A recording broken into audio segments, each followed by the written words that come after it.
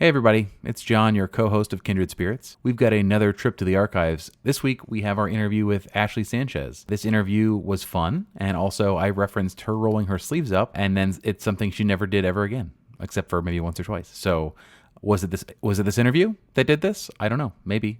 Could be. You'd have to ask her, but I think it is. Enjoy this interview, and we'll be back next week with another Washington Spirit interview from the past.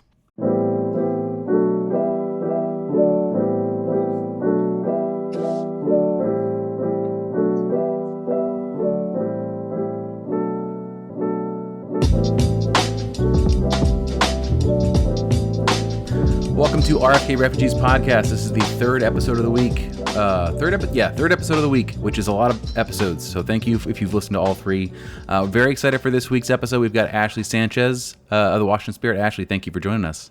Yeah, no problem. Thank you for having me. Absolutely. Excellent season for you so far, and what counts as your first full season as a pro. How did last year's Challenge Cup, long gap, and then fall series help you prepare for a full slate of seemingly a million games in what is a full NWSL season? I think it definitely prepared me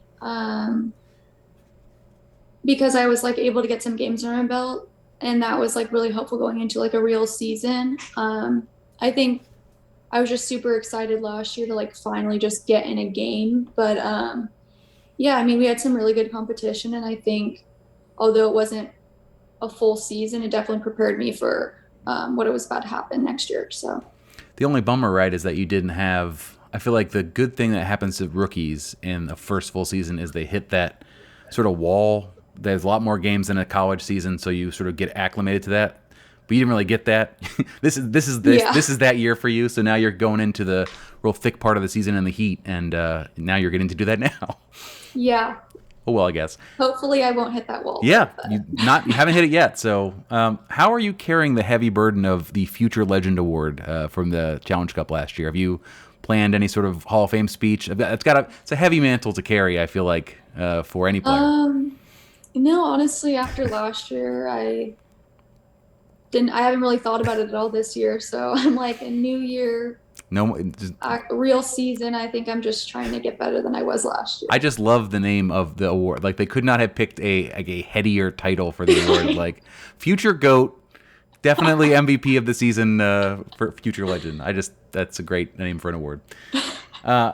You gave an interview, I think at the beginning of last year, that you enjoyed creating goals for others more than you like scoring yourself. Is this still true? And I ask because you are not shy to shoot.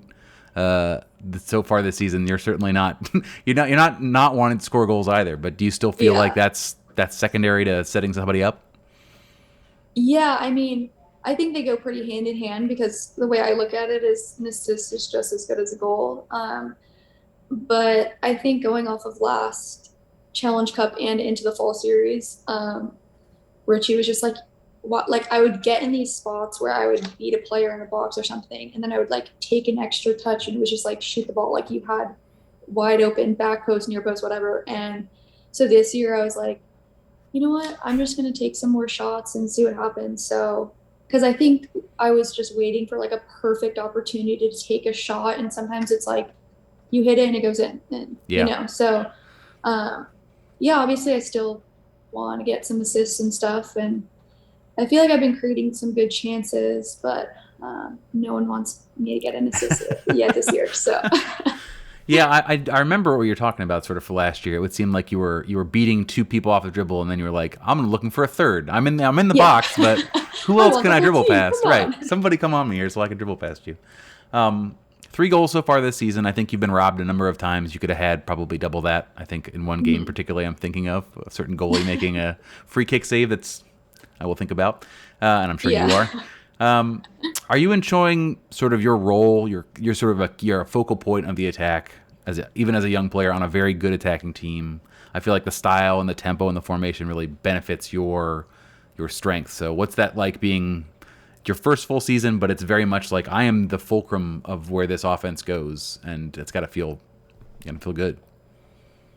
Yeah, I think last year they had me kind of on the wing, and obviously I like going and taking girls on, but I think at the same time I've always naturally felt like I drift into the middle.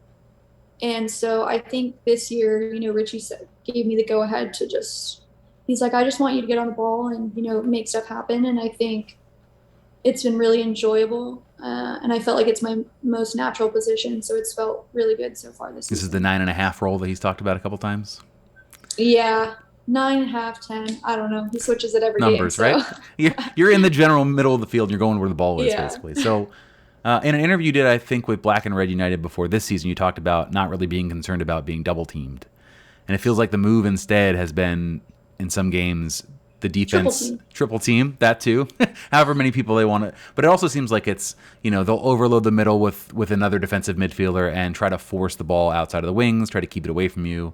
I'm trying to remember, there was a home game this year. It felt like you didn't have a touch until like the 35th minute. I'm not remember which game it was, but it seemed like they were very concentrating heavily on making sure. I think it was Chicago at Segra.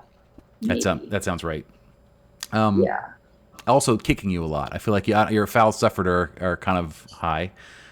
Yeah. How do you deal with that and stay mentally like sharp and focused as you see the game sort of being pushed away from you, and you can't really force it to yourself? You kind of wait till the game comes to you a little bit. How do you mentally handle that? I think sometimes I still get a little bit frustrated because I'm like, why are they doing that? But I think Richie always says, you got to take that as a compliment. They're trying to put an extra defender or whatever just so you don't get the ball. But I think I've learned now that I just need to sometimes just go lower, get a touch, and just hopefully keep getting a couple little touches, and then maybe it'll open up and I'll be able to, grow into the game a little bit more. That's another good thing, that you're on a team with, multiple attacking dangerous players. Like you could be on a team where you are it. And there's no one else is going to make something happen. So at least you've got that going on, that eventually they'll be like, I don't think we can allow Trinity to just torch us down the wings the entire. Yeah. We might have to take one of those extra players and put them over there. Yeah. Speaking of Trinity, it's a question you get all the time. You guys are one of the best combos right now and creating goal scoring opportunities. Number one or number two. I'm not sure which after this last week, but very near the top. Why do you think that is? Is it just natural? Is it in a natural chemistry and sort of the way you guys complement each other, or is it, is it extra work in practice ahead of time, figuring out like, we're gonna get the ball in between us here. The 2-on-1 last week that should have been a goal is all. I said on the podcast last week, I was like, if you were the defender, I think it was Emily Fox, or I was like, you don't want to be that. Like that, you guys were running down on her. I was like, man, that's not where you want to be. That's the worst place in the field. But I think it was pretty natural, honestly. Ever since like preseason camp, we were just kind of clicking. We knew where each other was going to go, or the runs that the other person was going to make. And that was even before we became like such good friends. And now it's like off the field, we are so close that now like on the field, it's translating even more. I think as the games continue, it'll get even better. I know you are signed to Adidas, which as a non-athlete is like the coolest thing that I can think of. Just like crates of new gear as you ask for them. I assume you saw Rose Lavelle's New Balance boot earlier this year, her signature boot. And the question is, what sort of letter writing campaign do we need to get to Adidas to have you have a signature boot that you can design like Rose? Because there's a big market. I remember when the Rose boots came out, a number of journalists were like, they're copping them. They're awesome. What do we got to do? Yeah. I mean, tweet. Hopefully, tweet at them every day. We'll do that every hour of the day. There are Spirit fans that will do that on certain things. So I'm sure we can. I know a couple we can get on that. Yeah, hopefully one day that'd be awesome. But right now, just chilling, Just chilling, yeah. Enjoying the stuff they send and getting to pick what you want. I'm sure that's still pretty good. I had a very dumb idea last week that I talked about needing sort of a USA 2 team from a national team perspective that competes in CONCACAF additionally, because there are too many players on the national team who could play an entire career just lighting things on fire, being NWSL best 11 potentially, just depending on their position, and never play internationally, never get an opportunity. Obviously that can't happen, but in my mind I'm thinking there's got to be a solution. There are too many good players. As someone who's been in U.S. camps in the past, and we've talked to Andy and Ashley about this season, in fact, how much does the national team sort of sit in your mind throughout the season as you're playing? And have you been in I know you were in contact with Vlatko at the last camp, who told you sort of what he was looking for you to do. What are those keys? Is it like what they told Ashley? That was like, just score more goals. We would just like you to score a lot of goals. She's like, okay, yeah, all right, sure. I mean, obviously it kind of sits in the back of my head. But I think at the end of the day, I've come to the realization that like if it happens, it happens, and like that's all dictated of like how I'm playing. And I think it's easy to get caught up in like, oh, there's another camp and I didn't get invited, or and I think for me, I am still young, so it's like I need to stop putting so much pressure on myself. But at the same time, it's like I also do have aspirations to be there. So I think it's just like a healthy balance of, not getting too hard on myself, not getting too high, not getting too low. And I think that like when I'm in a good headspace, I play the best. So I feel like this year I've just been trying to just play well for my team. And, after the Olympics is over, hopefully there's a couple more cycles of girls that come in, and hopefully I'm one of them. The Olympics, the Olympics may not dictate it, but I think USA 2 would probably do pretty well in CONCACAF. Yeah. I think they would. But as for what he said, he just kind of was like, I think you're playing really well, but I think in the final third, you need to take those shots. You need to put people in dangerous positions to score. And I think that's probably one of the reasons that I'm shooting more. But yeah. Well, you've had a good start of the season there if that's the goal. That's for sure. When we interview young DC United players, we always ask questions like about the future. The answer is always Europe. I'd like to play in Europe. And I think it's somewhat different in the women's game, obviously, because you're arguably already playing in the top league from a talent perspective and a competition perspective. Maybe not a salary perspective, but the other two elements is certainly the top. Do you have long-term ambitions of testing yourself in different leagues, or are you just really focused? Obviously, not right now. You're focused on where you're at, but is that something that's in the back of your mind, something you'd like to try later down the line, or? I honestly haven't thought too much about it. I'm pretty like homebody-ish, and the homebody meaning like United States. But if I think in a couple of years, I think that I still need to develop more before I would do that. And I think also with European leagues and teams and stuff, it's like there's 2 American players maybe. So I still have to be at that top level to be able to probably go to one of those top teams. But yeah, in the future, I think that would be pretty cool, especially because I think it was Tobin, Heath, and Kirsten Press jerseys sales were like insane last year. So yeah, I think that would be pretty cool. That's the path to a Lambo, I think, is really the answer. Yeah. That's how it's going to happen.